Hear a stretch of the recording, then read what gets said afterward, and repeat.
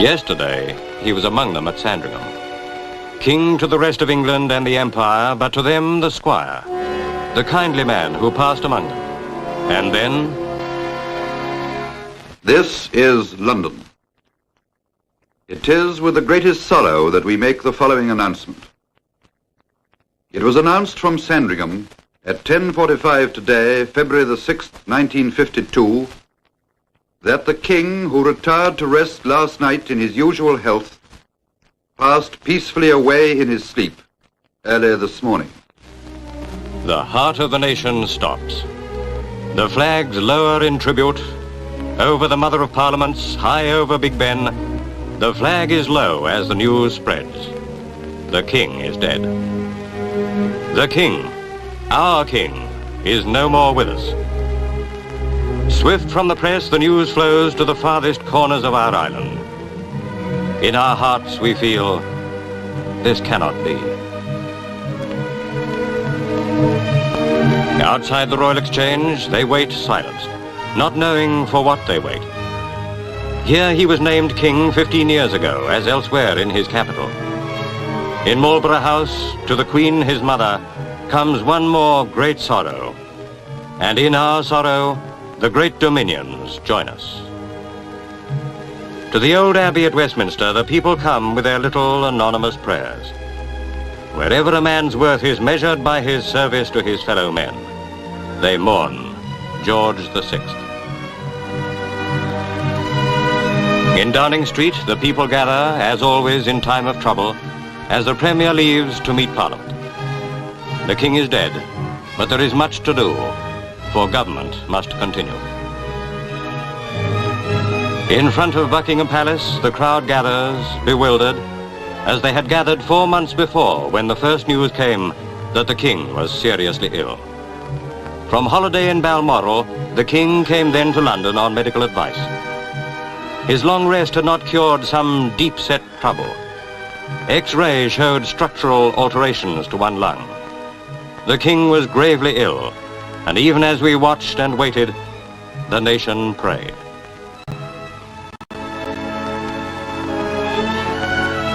Operation on the King, we read, and knew how ill he was. But success seemed to crown the skill of the surgeon. But now the King is dead, peaceful in his sleep. 15 years ago, following the abdication of his brother, George VI became king and was crowned at Westminster.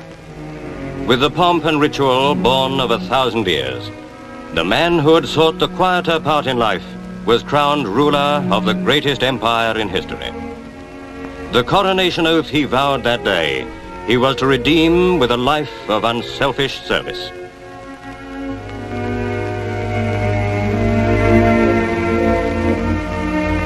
For himself, with his devoted queen, he chose the joys of the countryside whenever his heavy duties would permit. And it is as a family man that we shall best remember him. His happy family life gave the strength he so greatly needed for his task, and was an inspiration to his people. Today, the nation's sorrowing sympathy goes to the gracious lady, who was for 29 years his devoted partner.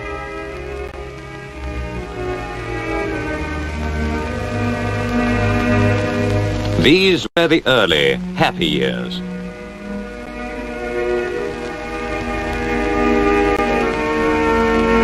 Then came the war. The King had a sad and weary task to perform. Wherever his people suffered, he came, and by his presence brought comfort and assurance in their ordeal.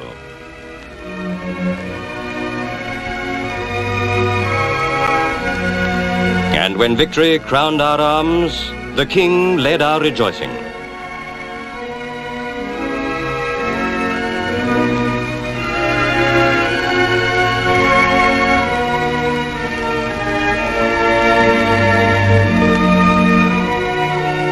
It was the King who opened our year of festival, but we did not know then that his serious illness had already begun.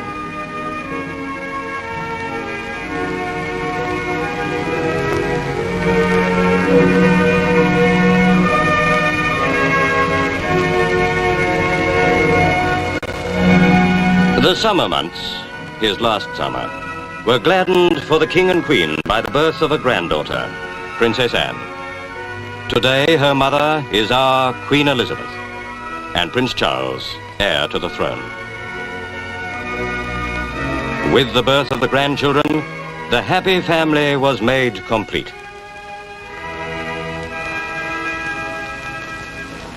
It was in Kenya, at the Royal Hunting Lodge, that the news of the king's death reached his daughter. When she returned from a night in the forest, it was to learn that she is now the queen, acceding to her father's throne immediately. There is no break in the continuity of the British monarchy. It was her own decision to return at once to London.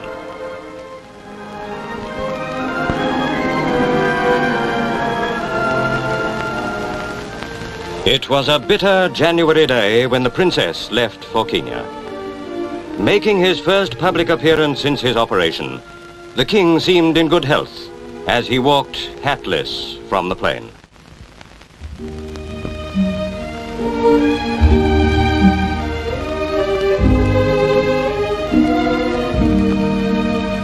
It was the beginning of a tour he had hoped one day to make himself. It was a farewell. It was also, as events turned out, goodbye.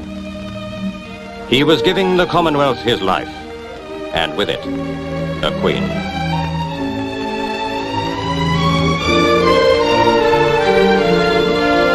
And now the king passes from our midst. Now the king who denied his people no duty that they asked or imposed, who was their most faithful, constant, and diligent servant, takes his rest, and Britain mourns.